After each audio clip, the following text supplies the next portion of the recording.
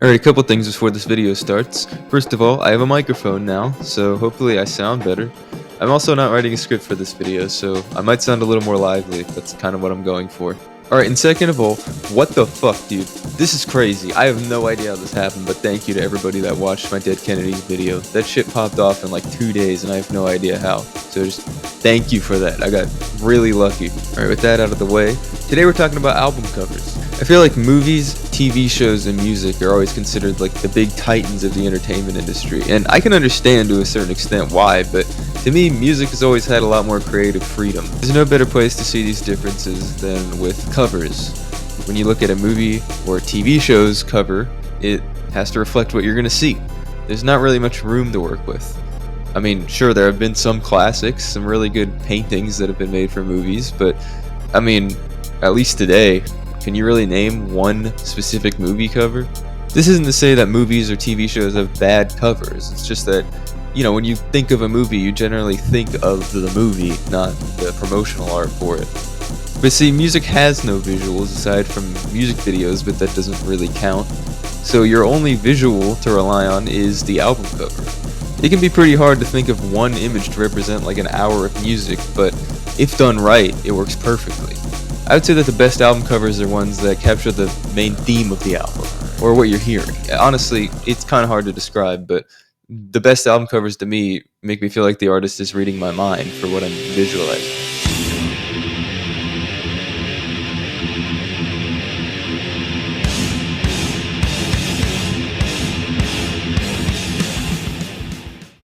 Yeah, so I know these might be some pretty basic ones to start out with, but seriously, I just have to say it. Ride the Lightning is a perfect album cover for this album. I mean, I don't know, it just sounds like the music, even though it's not, you know, it's a picture, but it sounds like the music. I don't know how to explain it, just go fucking listen to it if you haven't before. Most of the time, Slayer's album covers are pretty great too. Not all of them, though. I mean, you know, they have this and this. I mean, they're alright, but like, this is peak. This is peak right here. I know that some people aren't really a fan of the Show No Mercy cover, but honestly, I kind of like it. I think people are maybe put off by it because there's not as much going on, but I think it's still pretty cool artwork. And I gotta talk about Ludacris, of course. Immaculate Deception is a great album cover, yes, but I really have to give a shout out to Power Trip. I don't know what it is about this album cover. I think it's the color choice. It's just fucking perfect to me. Pretty much every album cover by the Dirty Rotten Imbeciles is just perfect to me. Like, they're just so good. Like even the compilation covers and the live covers, all of it, it's great. It just looks amazing. For the most part, my favorite album covers are usually animated or painted or drawn or whatever. But I think that my favorite Dirty Rotten Imbeciles album cover is their EP or LP or whatever the fuck it's called.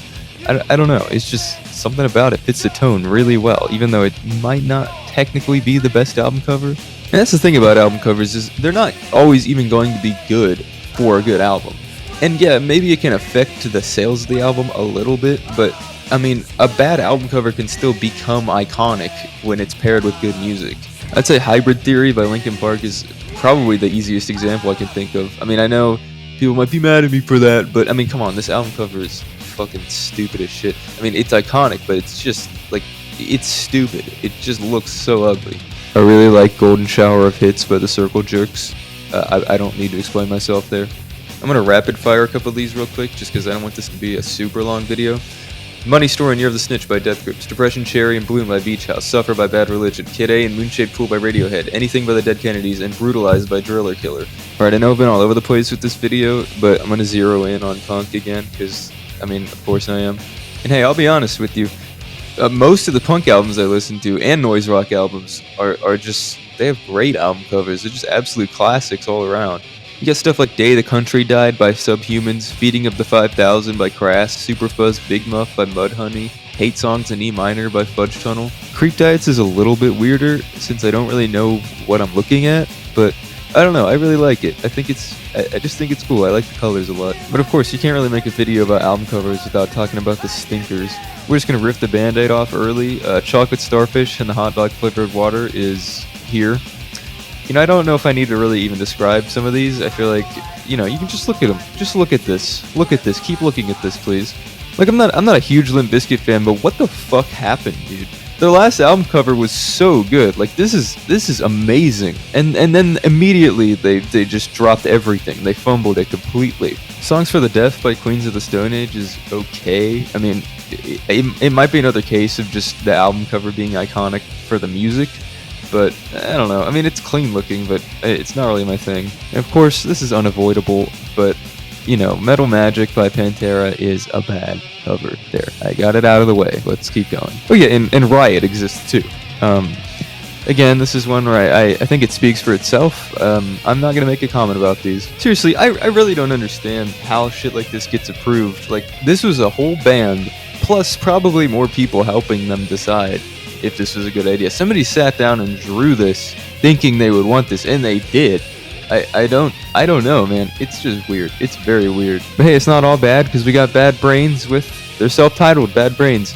And one of the best albums ever, one of the best album covers ever. And you know I gotta talk about Black Flag. Oh my god. I mean, to be fair, it started off pretty rough. Damaged has kind of an awkward album cover. I don't really hate it, but the way his fist looks, it just looks really awkward. It does not look like he just punched a mirror, if that makes sense. It just kind of looks like he's obviously posing for a picture. But don't worry, because then we got this, and this, and this. Oh my god, they're great. They're perfect. These are beautiful. Don't worry about this one, though. Don't worry about that one, please. And while we're on the topic, I might as well just talk about Raymond Pettibon. He's the guy that made this, and this. His art is crazy. And he's made artwork for quite a few bands over the years. He's made a lot for Black Flag, as well as making a few album covers for the Minutemen.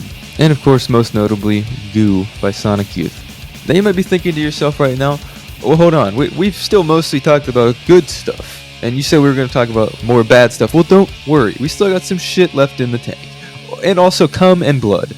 I'm not even really sure if I can put this in the video, but I'm just going to do it anyway. Load by Metallica it's weird.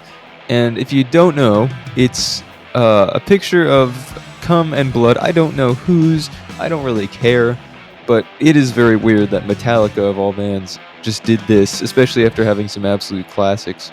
I don't know. I think it's the colors, but it reminds me of the Spaghetti album by Guns N' Roses. And I might get some shit for this from some people. I know some people will probably agree with me, but I'm not really a big Guns N' Roses fan. I think they're kind of boring. And it doesn't really help that most of their album covers are dog shit. Like, they're just very forgettable, except for Appetite for Disaster. That one's alright, but really, I mean, Use Your Illusion, Chinese Democracy, the Spaghetti Incident. Sorry, I'm looking at it again. The Spaghetti Incident, ? Not the Spaghetti album. I like my version better, but yeah, no, they're all just not very good. And of course, we can't forget about Cherry Bomb by Tyler, the Creator. Which initially did have a pretty good album cover. It's like a little characterized version of him. Very marketable. There's pins.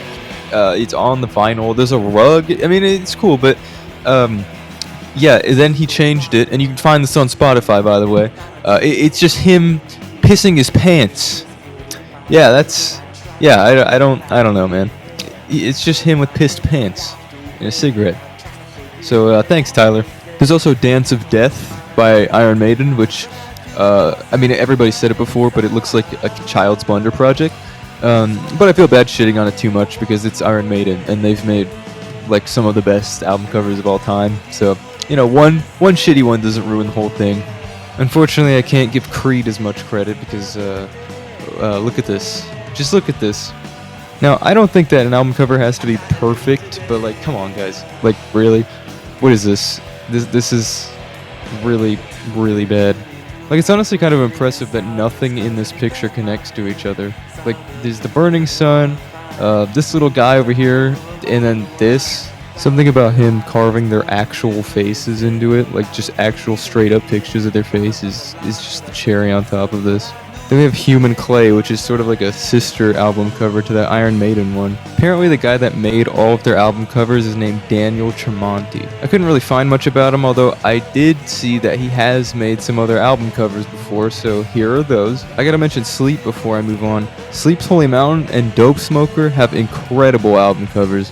As a standalone cover, I think I like Sleep's Holy Mountain more. The colors just pop really well. But I think Dope Smoker might have one of the most perfect album covers given how well it pairs with the music.